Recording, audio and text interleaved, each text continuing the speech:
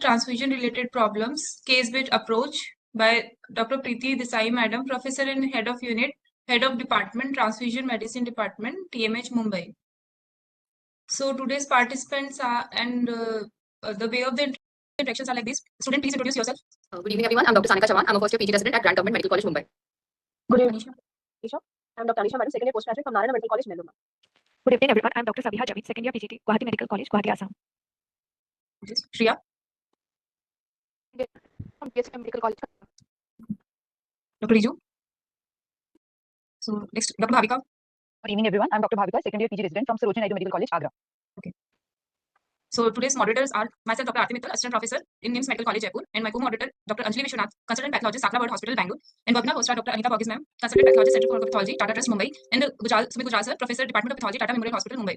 There are a few reminders. Two disclaimers. Few more disclaimers.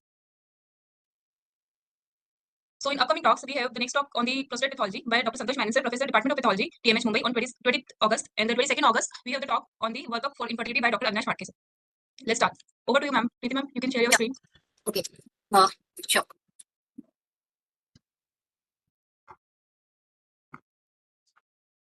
Dr. Aarti, Yes, ma'am. the slides Yes, are ma'am. visible? Slides are visible? Yes, ma'am. And it is moving also, right? Yeah, okay. So thank you, Dr. Aarti, Dr. Ruhi, and all the students. First of all, I would like to thank Dr. Bogis Madam and Dr. Gujral for this opportunity. So in continuation of this online teaching program, I will be discussing a topic related to the transfusion medicine or blood transfusion. And the heading is investigation of transfusion-related problems, a case-based approach. So sorry, the slides are not moving. Just double click on the screen, ma'am. Sorry. Double click on the screen. Yeah. Okay. So we know that blood transfusion is an important and very essential aspect of modern medicine and modern healthcare system. So generally, most of the recipient of blood transfusion or the blood components, they tolerate all blood transfusion very well, and most of them they are uneventful. However, some of the this transfusion recipient, they suffer some untoward effect or some adverse effect. Now, these are the adverse reaction, or the event is an undesirable response of the effect in the recipient, which is associated with administration of blood and blood component. Now, it is important here to note that these adverse effects of the transfusion are the severity. It varies from mild to moderate, and occasionally it could be life-threatening also, which may occur in case of like acute hemolytic transfusion reaction or sometime in transfusion-associated GVHD. So with this, just to understand the transfusion chain, so how it goes, it's a complex chain of various processes, and various departments, various medical paramedical staffs are involved into this entire transfusion chain. So it starts with so it starts with the decision to transfuse, and prescription and request is raised by the treating medical officer. Then comes the collection of patient sample, its proper labeling, sending it to DTM, and then the nurse or the phlebotomist, they play an important role. Once it is received in our department, like in transfusion medicine department or in a blood center, the lab technicians, they are supposed to perform the pre-transfusion testing, selection of appropriate blood component, and issue of this blood component when the patient is ready to receive the blood transfusion. After once the blood unit is issued, the final check is done by the nurse or the medical officer before the administration of a blood component. So we can see there are multiple processes, multiple people involved. So this makes this entire transfusion process little bit it makes there a possibility of some error at any of these processes, because there are certain weak links, and the causes, if we see, the causes are more or less same which also occurs in the laboratory. Like sometimes there could be the failure to follow the patient identification procedure. There is a wrong patient identification, wrong blood collected, incorrect labeling, or in laboratory at our end also there could be some testing error, transcriptional error, or incorrect component is selected. So similarly, at the time of blood administration or at bedside also, there could be error in the patient identification, or occasionally the improper or the incorrect storage of blood component also lead to some kind of adverse event into the patient. Now, if we see all these things, so this all are the process-related errors, and we understand that majority of these errors are avoidable, and hence the majority of life-threatening transfusion reactions are also avoidable. So this also has been shown by the data, which is I'm showing here the graph, which has been shared by the SHORT, that is from the UK Hemovigilance System. SHORT full form is the Serious Hazards of Transfusion. Now this is a summary of data of 2023, and this is the system which collects an analysis of all transfusion reaction in the UK. So in the year 2023, total 3,800 approximately adverse events were reported. And here I just want to highlight that the blue color graph, they are mentioned as a not preventable. That means these are the biological response they had resulted into the adverse event into the patients or the recipient. However, all the red and yellow color, they all are categorized as a preventable adverse reaction. So this is how we understand that majority of this adverse event we can Yeah. So majority of these adverse events are preventable if the correct SOP and the procedures are being followed. Now with this, just to recollect our previous lecture information which was shared by Dr. Sawant about the ABO-RH blood group. So we know that there are more than 45 blood group systems. These blood group antigens are seated on the red cell surface. Among these 45 blood group system, ABO and RH, they are considered as most important for the clinical transfusion practices. And till today also, before blood transfusion, patient and donor ABO and RH blood group system blood group are tested, and ABO-RH matched or the compatible units are being issued to the patient. So this is the compatibility test which we all are aware. So just here to summarize or just to understand, so this is the donor blood group, and this O blood groups, red cell, they don't have any antigen. So this O cell can be given to any of the recipient of AB, AB or O. So this is the simple principle of a ABO blood group system, and this goes like this. O, and lastly, since AB is having both antigen, A and B antigen. So this can be given only to the AB recipient. So this is a simple understanding, and we always have to remember this, which are the antigens present on the red cells and what are the corresponding antibodies present into the plasma, especially for the ABO system, because ABO antibodies, they are naturally occurring, and anti-A or anti-B, depending on the blood group of the individual, this antibody are always present in the circulation. This information is very, very important when we are performing the pre-transfusion testing. So this pre-transfusion testing is performed in a blood center once we receive the request and the blood sample whenever there is a need for a blood transfusion in any patient. So this pre-transfusion testing includes ABO and RH grouping of donor and patient, also screening of irregular antibodies in the recipient. Now, cross-match is part of this pre-transfusion testing. So what is cross-match and why it is being done? So objective of this cross-match is to detect any irregular antibodies present into the recipient serum which can destroy the donor red cell after transfusion. So to simplify, so here it is a patient serum where generally antibodies are present. It is matched with the donor red cell where the red cells, they are having the antigen on their surface. So if we mix them, we test them in vitro, the representative sample we test in vitro, and if there is no agglutination, so there is no antigen antibody reaction between patient serum and the donor cell, that means the unit is compatible and it is safe for the transfusion. So in other case, if there is agglutination, then it is not it is incompatible and we do not issue such type of a unit. Now this cross-match process is always done for the RBC component. For FFP and platelet, cross-matching is not required. However, ABO compatibility is necessary. So now coming to some quiz question in between, we will have some small quiz questions. So this is for all the students. They can read the question and they can answer the appropriate option into checkbox. So fatal transfusion reactions are most commonly caused by serological error, clerical error, or improper storage of blood, or improper handling of the product.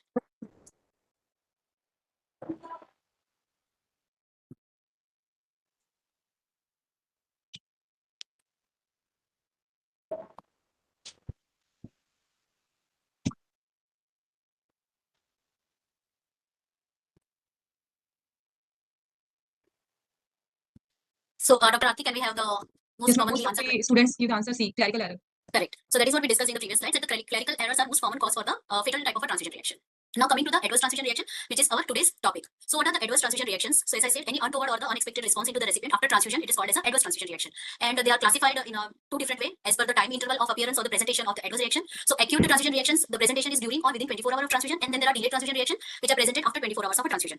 And according to pathophysiology also, they are divided either into immune mediated or the non-immune mediated mechanism, or it could be infectious and non-infectious. Now most of the adverse reactions are falling into the non-infectious type of adverse reactions. So this picture or this graph or this picture shows the classification of the transfusion reactions. So there are acute and delayed depending on the time interval of the appearance. And under both the heading, there could be the immunological or the non-immunological mediated reaction. So in the list goes like in acute immune mediated hemolytic reaction, febrile reaction, allergic reaction, and TRALI. While in under non-immune mediated reactions, it could be because of bacterial contamination, circulatory overload, or maybe because of the physical or the chemical hemolysis according to the donor unit. So here in delayed also, the immune mediated delayed reaction includes the hemolytic reaction, transfusion associated GVHD, graft versus host disease, post transfusion purpura, and under the heading of non-immune mediated delayed type of reaction, there is transfusion induced leukocytosis and infectious disease transfusion. Now with this, because these adverse reactions are identified by the presentation of different signs and symptoms, so recognition is very important. And for recognition, monitoring of a recipient during blood transfusion is also critical, because if we are monitoring the patient, we can recognize the signs and symptoms of any kind of adverse reaction, and the appropriate action can be taken, and that is how the potentially life-threatening reaction can be prevented, or at least we can stop the further consequences of acute transfusion reaction. So generally the monitoring of these recipients are done before the transfusion, just before the start of transfusion, within 15 minutes of the start, at appropriate interval, and after the completion of a blood transfusion, and mainly the vitals are checked and they are documented. So at the same time, the recipient is also explained about the signs and symptoms, what could be the possible signs and symptoms of adverse reaction, and if they are experiencing any type of this signs and symptom, they should notify the nursing staff or the medical staff. So what are the signs and symptoms which we need to monitor? So there could be some uneasiness, fever, chills, or recipient may experience some breathing problem or respiratory distress, low pain into the back pain, pain at the infusion site, itchy, the skinny rash on the skin, nausea, vomiting, or passing of a dark color urine. Now here it is important to note that these signs and symptoms are not specific for a particular type of adverse reaction. There could be an overlapping of these signs and symptoms, and there may be multiple signs and symptoms for one particular type of adverse reaction. So why, and if at all there is any adverse reaction or this type of sign and symptoms experienced by the recipient, the first step is to stop the transfusion, and that is what always we tell our medical and the paramedical staff, those who are involved in the bedside transfusion practices. Even though, however, the mild nature of the adverse reaction is there, even if it is a simple rash or itching is there, even though we advise them to stop the transfusion, because we assume we always have to assume that this could be a hemolytic transfusion reaction. Then the next step is to keep the IV line open, monitor the vital signs, verify patient identification, and report this adverse reaction to the treating physician as well as to the transfusion services immediately. Because as I said, always assume that all reactions are hemolytic in nature until proven otherwise. And why? Because we are very much worried about this hemolytic reaction, and we always want to prevent this type of reaction. So if at all any mild kind of signs and symptoms are experienced by the patient or the recipient, the first step is to stop the transfusion till further evaluation.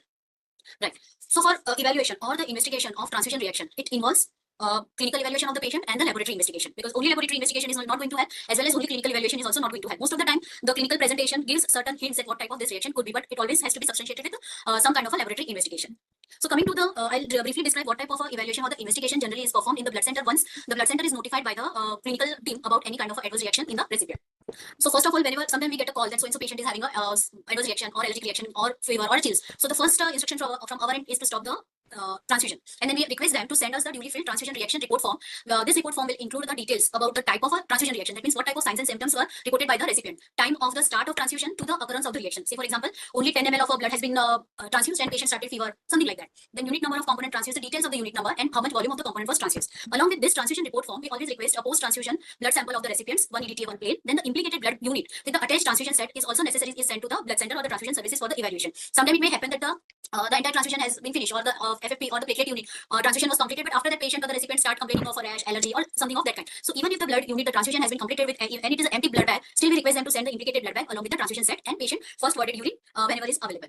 So once we receive this notification, before we receive all the sample and the transfusion reaction report form, at our end we start the investigation in form of the clerical check. So by the time we are receiving sample and the reaction report form, we are supposed to review all the records of patient and the donor details, and that is to make sure that the right patient, the right unit has been given or issued to the right patient, and patient is receiving the right unit, and there is no clerical error. Because this is important to know, because in practical experience there could be a possibility that this particular patient is receiving a wrong unit, and there is a possibility of another patient who also may receive a wrong unit. So first of all, our end we check all the clerical check. Once this patient sample and the implicated bag is received with us, we perform the visual check. So we check the blood bags and the tubings or the segment along with the transfusion set for any kind of a discoloration, clots, or any other visual abnormalities. Secondly, we also check the patient blood sample, the EDTA blood sample, and we compare the color of the plasma with the pre-transfusion sample with and the post-transfusion sample, because we always store the pre-transfusion patient blood sample with us, and after once we receive the post-transfusion sample, we can compare the plasma and the serum. So this was about the clerical check and the visual check. But actually, what are the laboratory investigation we perform? So quickly we do the repeat ABO and RH grouping of a patient sample, both pre and post transfusion sample, to rule out any kind of error into the ABO and RH grouping. And from the implicated blood bag from the segment, we will get some blood sample. From there also we repeat the ABO RH grouping. Repeat cross match also we perform on pre and post transfusion sample. And if it is a red cell component, then if needed, depending on the type of reaction, type of component involved, direct antiglobulin test and the urine sample is also checked. So why urine sample is checked, or the urine sample is checked for the hemoglobinuria? Because if it is a case of a hemolytic transfusion reaction, which we are, as I said, which we are worried about, so this hemolytic transfusion reaction will lead to the release of free hemoglobin, and this hemoglobin will pass into the urine, and urine may show the hemoglobinuria, not the hematuria.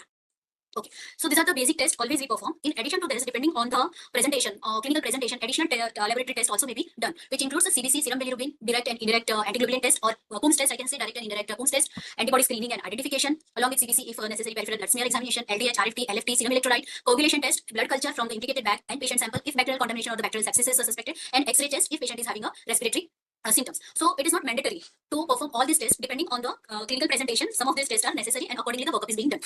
Okay. So once all this investigation and workup is done, it is to be documented as always, what type of reaction it was, what was the type of component involved, and finally it is interpreted that what type of reaction it was. So this report can be informed to the clinician and to the patient for the future references. Okay. So with this background, technical and the theoretical background, we'll move on to the case-based discussion. So we'll start with the first case. So this was a 50-year-old female. Clinically, the clinical diagnosis was NHL, non-Hodgkin's lymphoma. Patient had history of previous transfusion of PRBC platelet transfusion during the course of treatment. In the present episode, patient was transfused with 1 unit of a single donor platelet, and it was given for the thrombocytopenia. During transfusion, patient developed fever along with the chills. Right. So on investigation, on evaluation. So these are the vitals pre and post transfusion. So you can see there was a rise into the temperature. There is a from the pre-transfusion status, and there is a little bit increase into the pulse rate. The blood pressure was more or less normal, right? So here, what could be the possibility? So as I said, first of all, we always have to look for the hemolytic transfusion reaction. Second, differential diagnosis we always put in this type of presentation is the bacterial contamination, and third one is the febrile reaction. So hemolytic transfusion reaction always first of all we rule out. Why bacterial contamination here? Because you can see the patient had received a platelet transfusion, and chances of bacterial contamination are more with the platelet transfusion because these platelet components are stored at 20 to 24 degree temperature, and chances of bacterial contamination at this temperature is quite high.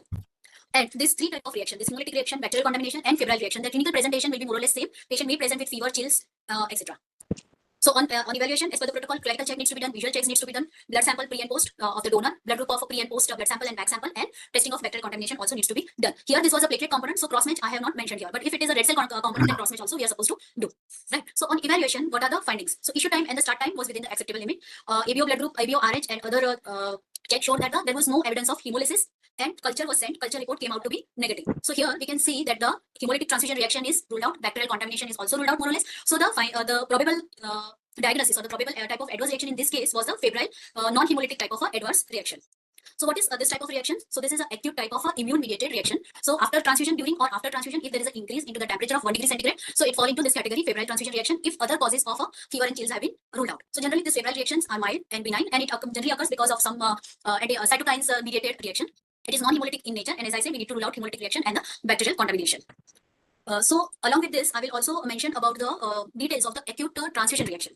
the hemolytic transfusion reaction, I'm sorry. So this hemolytic transfusion reaction, which is the most severe type of a transfusion reaction, and as I said, we are always worried about this type of reaction because of its consequences. So why it occurs? Because in most of the time, this acute hemolytic reaction occurs if there is a ABO incompatible blood transfusion has been given or administered to the recipient. So what will happen? These red cells, they are having already the antigens on them, and the antibodies are already in the plasma or the serum. So when there is a ABO incompatibility, say for example, B recipient is receiving the A blood group donor unit. So anti-A is in the circulation of the recipient. So this will immediately attack the donor red cells which are having a antigen, and this ABO antigen antibody system, or this antibody rather, they are the IgM type, and they are capable of activating the complement cascade. So immediately they will activate the complement cascade, and this will lead to the immediate destruction or the red cell lysis intravascularly. And if it goes on, then it may lead to the serious consequences like renal failure, shock, or the DIC, if it is not identified, not stopped, not prevented, not properly managed. Now, as I said, this is an acute type of a transfusion reaction and immune mediated, because red cell antigen antibody system is inward and there is an immune reaction. So onset is within few minutes. If there is a ABO incompatible blood unit transfused, within few ml of transfusion, the recipient will start experiencing some kind of a adverse reaction, which will be notified.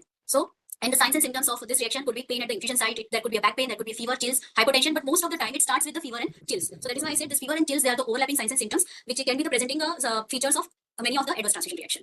Okay. Now, one more acute immune-mediated reaction is an allergic reaction. Now, here the donor unit is being transfused, which is foreign for the recipient, and there could be some hypersensitivity reaction or the immune-mediated reaction, which could lead to the allergic reaction. Now, most of the time, this allergic reaction are mild to moderate, and it may be presented as urticarial rash or itching, or sometimes some kind of a little bit severe presentation also may be there. Sometimes patient may experience flushing or pruritus, angioedema, or bronchospasm. But the severe form of this allergic reaction is anaphylactoid or the anaphylaxis, and luckily, this type of anaphylaxis and anaphylactoid reactions are less common. Okay, so with this, I think the case 1 related information we have discussed, I would like to request Dr. Vijaya madam for her comments. Yeah. And to share her experience. No, there's only one suggestion or one thing from my side is when, especially these hematologic malignancy patients, when you're giving any transfusion, many times they have got vascular access devices which are over a long time, either a port or even catheter. You can hear me, right? Yes, actually, your voice is a little low. Yeah. Can you hear me now? Yes, madam. Yes, ma'am.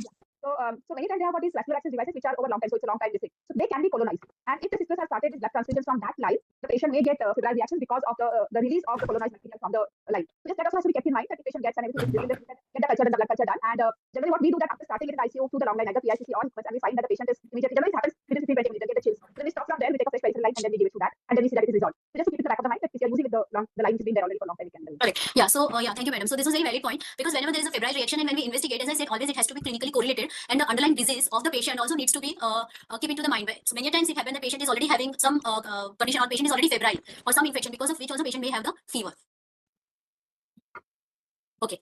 Yes, So ma'am, yeah, excuse me, ma'am. We have one question in the chat box. Yeah, please. So should we continue transfusion in case 1 after antibiotics? So generally, we don't recommend the transfusion of such unit, because the causes, as I mentioned, there could be a bacterial contamination of the donor unit. So if you give antibiotic, and what if the unit itself is bacterially contaminated? So that also we have to be ruled out. So, okay, sure. So generally, if there is an adverse, so in the principle or as a protocol, it is followed likewise. If there is any adverse reaction reported by a recipient, whether it is a mild, generally the same unit we don't advise them to continue, whatever is the cause. So one more thing from my side, Preeti, that because she asked the question, that many units have got this protocol that before giving the blood transfusion, they get antihistaminic. They get some at some places they give antihistaminic and antipyretics like crocin and avin. At some places they also give hydrocod before giving the transfusion. And this is absolutely a wrong practice. It should not be done, as the Preeti correctly said, that you may actually mask the important indicators the patient is having some problem. But I'll tell you, this is a very rampant practice which is done by nurses. There are many places that you give crocin and paracetamol and antihistaminic or steroids to begin. That should be absolutely forbidden. Yes, yes. So pre-medication is not advised in the transfusion recipient, because as madam was telling us and explaining us, if we give antihistaminic or the antibiotics or any other corticosteroid, it will mask the signs and symptoms of the allergic of the reactions, adverse reaction, and patient may land into the severe problem. Sure. Okay. Yeah. So we'll move to second case. Yes, ma'am. Okay. Thank you, Dr. Anjali.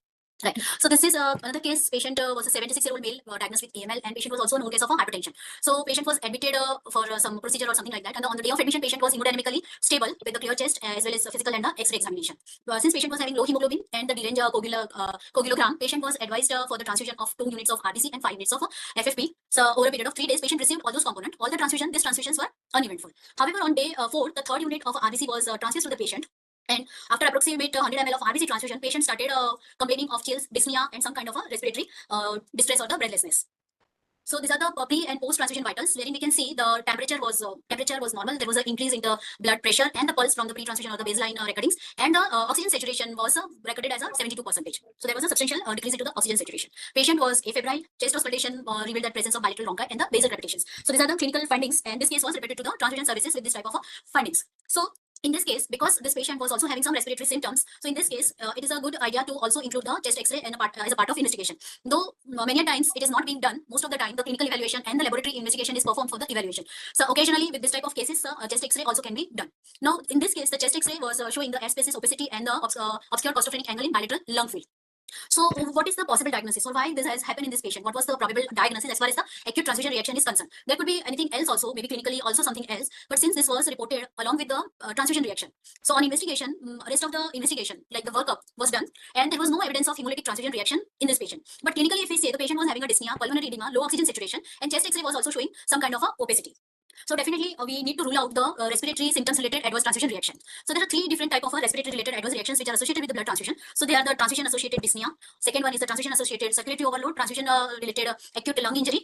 So all this type of condition can presented as a respiratory symptom. Now in this case, if we correlate with the history, so patient was an old 76-year male, elderly male, was already having a hypertension, and we see the history. Patient has been given 7 units of a blood component along with other treatment, and it was also found when we were going through the clinical notes and all, patient was in a little bit of a positive fluid balance. So most of these things hinted or pointed towards the possibility of the TECO. So TECO is a transfusion associated circulatory overload, and as the name suggests, this could result because of the increase into the blood volume of the patient, which there may be some compromised cardiac or the pulmonary status. So this type of a condition or the TECO may occur in some of the at-risk patients like elderly patients or the pediatric patient, so in which the proper fluid balance is not monitored, or in very small pediatric patient also, they also need to receive the blood according to their body weight. So that volume also needs to be calculated, and all these points needs to be kept in the mind when the patients are getting transfusion and when they are also reporting some kind of a adverse reaction. Here also it is necessary to correlate with the clinical evaluation and underlying clinical condition. So this TECO, as I said, the signs and symptoms generally in the textbook it is described as pulmonary edema related or the respiratory insufficiency related signs and symptoms, dyspnea, hypertension, or the congestive heart failure, and there may be few more clinical signs may be there.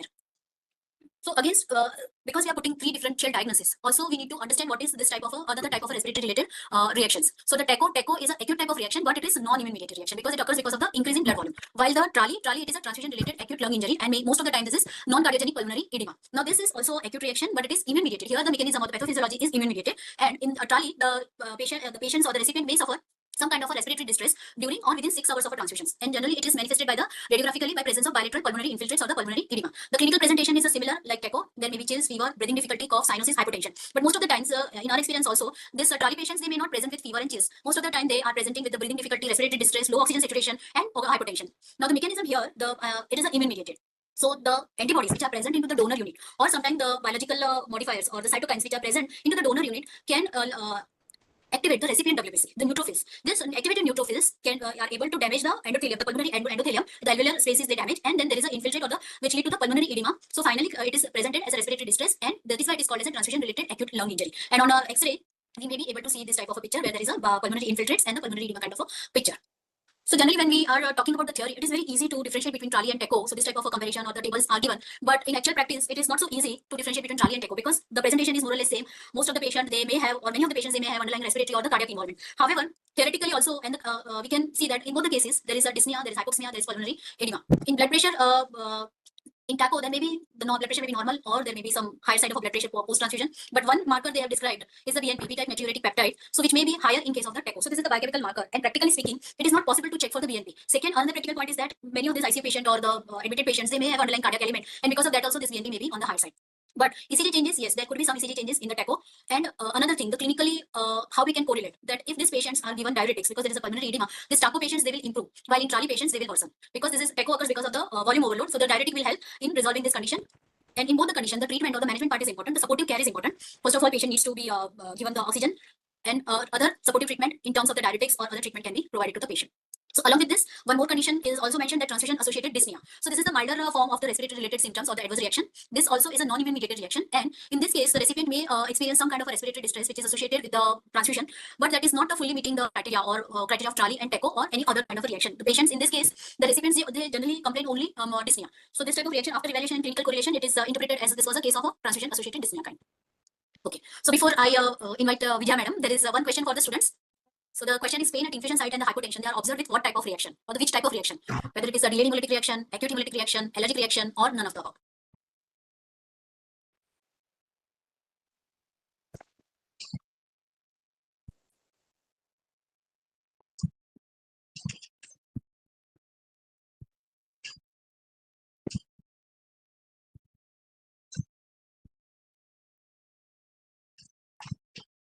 So the maximum number of students have answered is it as B, ma'am, acute hemolytic transfusion reaction. Right. So in acute hemolytic transfusion reaction, patient may experience pain at infusion site and hypotension because there is a immediate antigen antibody reaction, as I have explained in the previous slide.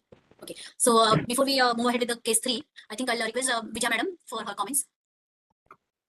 Yeah, so only one. The point from my side is nowadays most of the ICU, at least this reaction that the case that you said, if it is happening in the ICU, then we use ultrasound. We don't do X-ray. However, it is not of much use because in both TACO and trolley, the lung picture that I'm going to get is going to be same. It's not going to be much different. So the best bedside evaluation to know whether it's TACO or trolley is simply looking at JVP.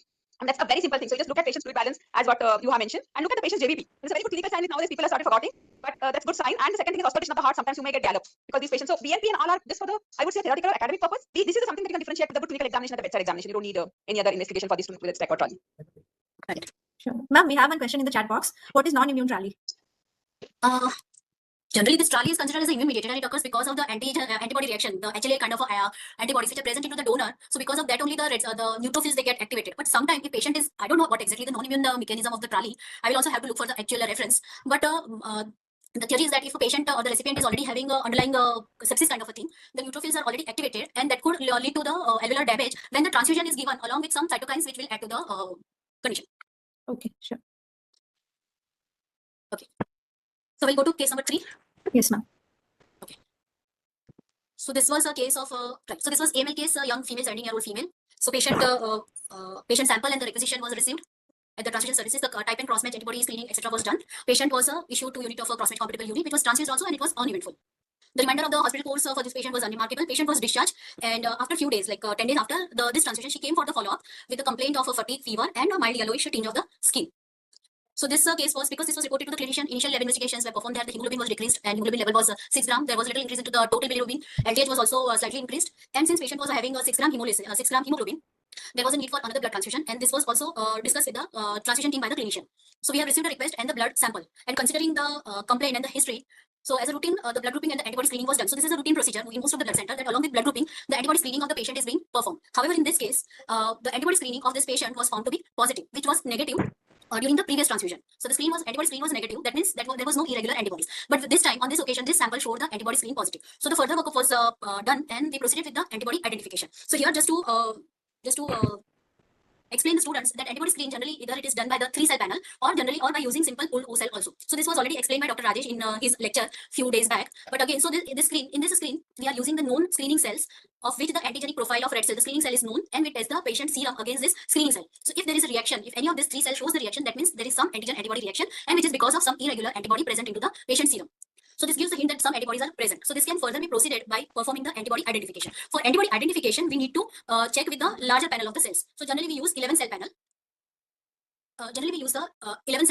So here, this cell panel, they are commercially available. And in this cell panel, we know the antigenic profile of the red cells. So that means these cells, they are having this type of antigen on their surface. So with this panel of red cells, we test the patient serum, we check for the agglutination, and we interpret this antigram. We call it as an antigram because this is the antigen profile of the red cells. So with this type of results, we do interpret this antigram. And in this particular case, after performing the antibody identification by using 11-cell panel, we found out that there is a presence of antibody against the KID system antigen JKA. So what does it mean? Because here we saw that the pre-transfusion screening or the previous transfusion, the screening was negative. This time the screening became positive. On antibody identification testing, we found out there is a presence of antibody against the JKA antigen. So in this case, possibly we can make the diagnosis that this could be a delayed type of a transfusion reaction, and which occurred because of the development of antibody against the anti-JKA. Right. So this record showed that, as I said, the donor and the recipient blood was completely compatible at the time of the prior transfusion, and irregular antibodies were not detected. However, in this case, we can conclude that the patient was having absence of JKA antibody. And there is a possibility during previous transfusion, the unit was having some JKA antigen which was exposed to the patient, and there was an immune reaction, then the antibody development has occurred. And because of the secondary response from the donor antigens, this time the antibody level was increased, which resulted into the red cell lysis.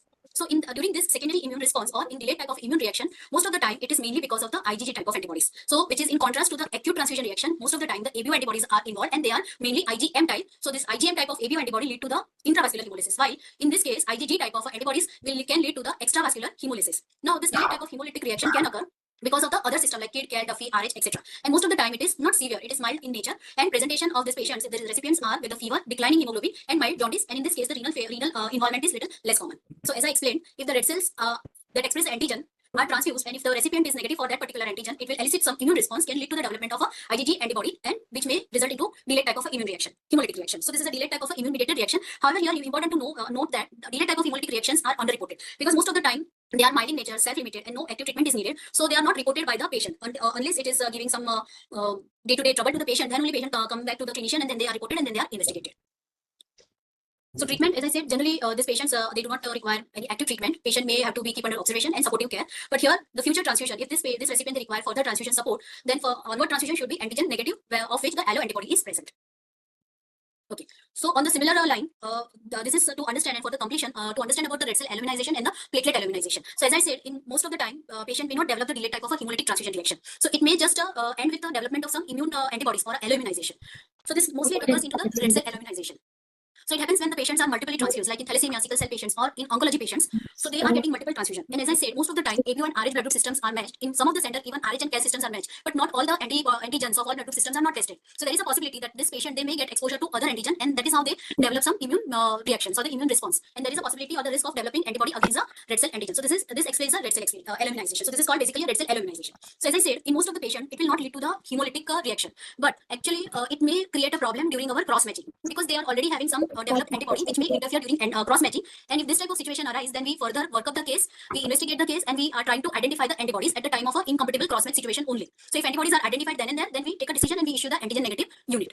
So more or less similar type of a mechanism also occur in a multiple platelet transfusion recipients. Like in oncology patients, there is a lot of platelet transfusion. So this platelet, they also carry some kind of antigens on their surface, which includes HLA and HPA. So HPA is a human platelet antigenic system. So during the course of a multiple transfusion, the recipient may get exposure to this type of different antigens. There is a possibility of immune response, and then it will lead to the antibody against HLA system or HPA system. So subsequently, this antibodies may create problem in the future transfusion of this patient by not having or by not showing the adequate platelet increment, or occasionally these patients may end up into the platelet transfusion refractoriness.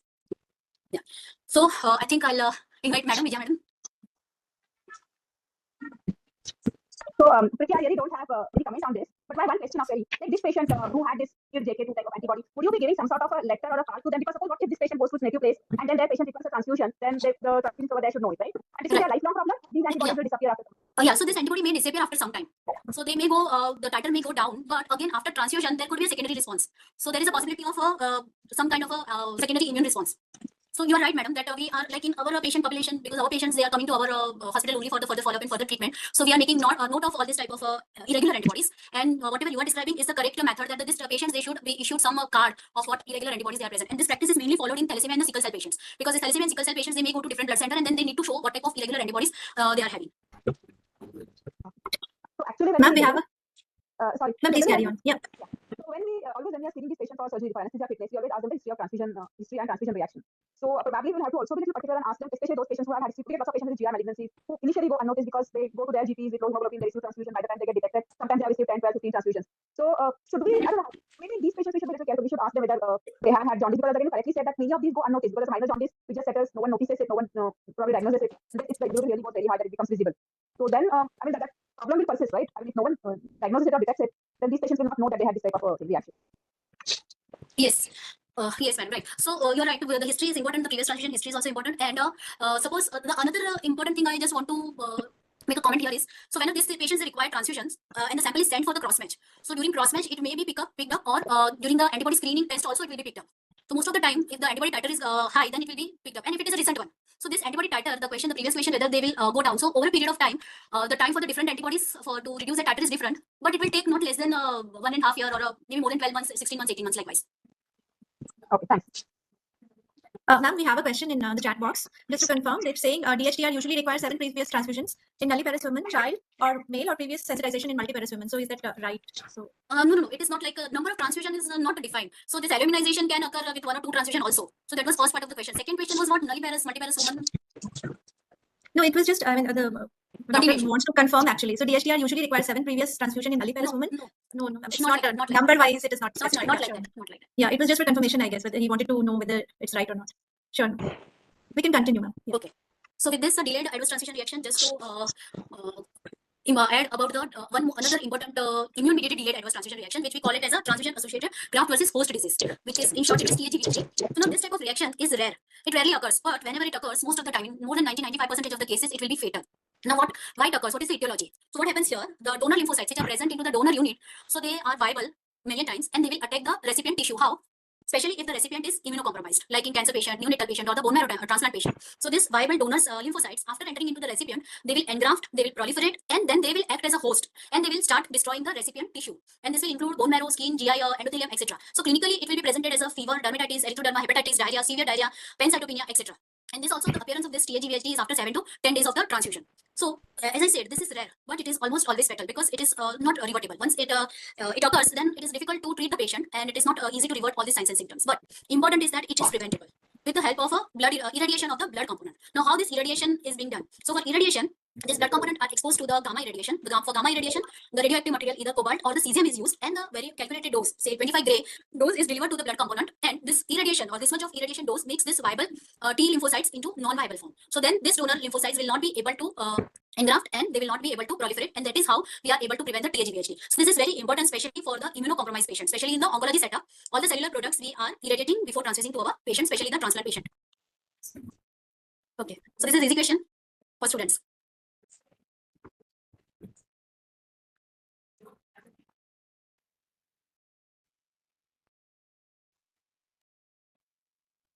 Ma'am, all the students have answered for C option, transfusion associated graft versus host disease. Very correct. Yeah. Thank you, Dr. Anjali, for helping us. Sure. Yeah. So now coming to the case 4, this is the last case. So this case goes like this: that the patient was a 57-year-old female. The indication for transfusion was post-operative anemia. So this patient was transfused, or actually for this patient 2 units were requested. 1 unit was transfused immediately in the post-op phase, which was uneventful, and the second unit was transfused 2 days after. The unit was stored somewhere in the bedside, nearby bedside, and after transfusion of 50 to 60 ml of blood, patient started complaining of back pain, tachypnea, and dark color urine.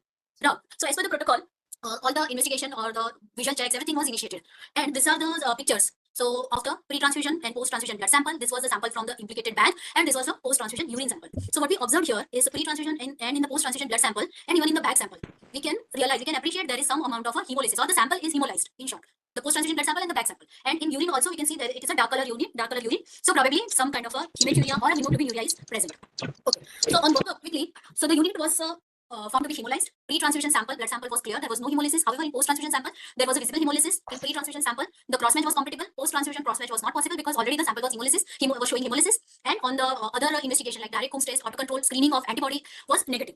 So what does it mean? That this was not immune. There is hemolysis. The reaction was related to the hemolysis or because of a hemolysis of some kind, but it was not immune-mediated hemolysis. So it was a case of a non-immune-mediated hemolysis. So on further investigation, this was the additional information we found out that unit was issued from the blood center. It was kept overnight in the freezer compartment near to the bedside of the patient. And here the issue time and the transfusion interval was also more than 48 hours. After day 2, the patient was given blood transfusion. Secondly, the freezer, it was kept into the freezing temperature. So in the freezer temperature, the temperature is below 0 degree, while these red cells are supposed to be stored at 4 to 6 degree temperature or 2 to 8 degree temperature, not beyond that. So this freezing compartment has created hemolysis into the donor unit which was stored, and at the time of a transfusion this was not been observed, or this was missed by the transfusion person. The hemolyzed unit only was started for the transfusion, and patient developed this hemolytic related transfusion reaction. So here this case actually I have kept here to just highlight the importance of the storage of the blood component. Once we issued from blood center to the bedside, all the components, they needs to be stored at the appropriate temperature. So in case if a patient is not requiring the blood transfusion, then it should be returned to the blood center so that the component can be kept or stored at that appropriate temperature rather than storing at the bedside and at the wrong temperature. So with this, we can conclude that. So that although all clinicians and transfusion services, they try to ensure and to make the transfusion as safe as possible. However, some kind of adverse reaction may occur, and that cannot be predicted because some of the patients, they develop the biological adverse reactions as it happens into the immune-mediated reaction. However, some of the adverse transfusion reactions are avoidable, like which I showed the example which I showed in the storage-related error. Sometimes which can occur because of the sampling error. So this all kind of avoidable reactions we should try and avoid. So importantly here, that early recognition of the signs and symptoms of the adverse reaction, prompt cessation of the or the stopping of a transfusion, and evaluation, both clinical as well as the laboratory evaluation, they are the important for the successful outcome in case of an adverse transfusion reaction. So, Preeti, I've got one comment about your last case. So, this you showed about the blood bank being kept in freezer. But something used to happen very commonly before, which fortunately the incidence has gone down, was once you get the blood from the blood bank, when you're transfusing, they should put it in the hot water bath to get the temperature of the blood, which is absolutely uncontrolled. And I remember during my residency days, because we were idiots, we did not know many of these things, we used to ask for a hot water when we wanted to transfuse the patient fast. So that also is another reason for getting the hemolysis in the bank, the pre-transfusion hemolysis. Now we have got these blood warmers which we were very controlled, but now also in peripheral centers, many places, in the remote places, they're still practicing this use of hot water bath where they don't check the temperature of the water. So I think that also needs to be, people have to be aware of it, and maybe those upper blood bank, when they're giving the blood bank, they should be telling the anesthetists or the nurses that please refrain from this practice and not use that. Correct. Absolutely, I agree, madam. Yeah. Ma'am, again, we have one more question in the chat box. What is the role of blood transfusion filters in prevention of transfusion reactions? So with this question, I assume that the question is about the leukocyte filters, right? So the leukocyte filters, correct. So this leukocyte filter definitely they will help mainly for the prevention of the febrile transfusion reaction, because these leukocytes in the stored unit, they can release the cytokine, or even after transfusion they can interact, or they can release the cytokines and can result into the febrile transfusion reaction. Secondly, these leukocyte filters are also helpful in prevention of platelet and the red cell aluminization. Because of this, HLA, they can prevent the formation or the development of the HLA antibodies, because all these leukocytes are filtered out, and then there is a lesser chances of the HLA exposure. Okay, sure, ma'am. Again, there is one more question related to the same, most probably answered already. Is the filter necessary for transfusion of platelets as well? Yes, if it is available, it's see, for a filter, the answer should be like this: if patient is like receiving transfusion only for single occasion, like if there is some kind of a surgery and one-time requirement of a transfusion is there, then the leukocyte filter is not absolutely necessary. But these are definitely helpful in the recipients which are receiving multiple transfusions. So there is a role of a leukocyte filter, definite role of a leukocyte filter. Sure. So, see, I just so I want to know, the person was asked this question whether they are saying that whether the platelets should be given through the filtered blood set, because now also there is lots of confusion. People feel that for platelets you should not be using filtered blood set because platelets may get filtered. So it's not so. You should always be giving platelets through a set which has got the filter. I mean, if you're asking about leukodistal filter, it's a different, but otherwise platelets should be given through the filter, the blood set, which is the filter, not without filter. So basically, madam is saying that a standard transfusion set should be used for transfusion of all blood component. Okay. And there is one more question: is it necessary to look for alloantibody in every transfusion service? So generally, it is a practice that at the time of a pre-transfusion testing, as I said, so the pre-transfusion testing includes the testing of ABO and RH of donor and patient, as well as antibody screening of a patient serum sample. So that is this step is actually to find out is there any irregular antibody present in the patient. So generally, it is a routine protocol followed at all blood centers. Sure. And then one more question is there: do we need same blood group platelets in case of single donor platelets under bracket mega unit? Right. So for SDP, it is an ideal situation that if we can give the identical ABO and RH. Here for identical means A group to A group or a B group to B group. That is what we call as a identical. And the compatibility is like when there is a compatible unit, like in red cell, if recipient is A and we are giving O group red cell, so that is a compatible unit. Similarly for platelet also, if same group or units are not available, then we can give the compatible ABO matched unit. Sure. Then cryoprecipitate transfusion need blood grouping? It's a question, ma'am. Does it need blood grouping? Cryoprecipitate transfusion. Yeah. So for cryo also, so it is a good practice that see for cryo the volume is very small. For cryoprecipitate the volume is 30 ml, approximately 25-30 ml or 40 ml, and the dose of cryo is sometimes patients may require 6, 7, 8 units of a cryo in one go. Daily basis they may receive more than that also. But since the volume is less, it is not absolutely necessary to give the same ABO RH blood group or to maintain the same ABO RH. So it can be mixed and given to the recipient. Sure. And does blood group matter in case of single donor platelets? This is already answered. Yes, because there is a plasma component. See, here it is important to understand that a single donor platelet, the volume of single donor platelet unit is approximately 200-250 ml, and this much amount of a plasma, donor plasma, we are transfusing to the recipient, and that is why blood group is important when we are transfusing SDPs. Yes, ma'am.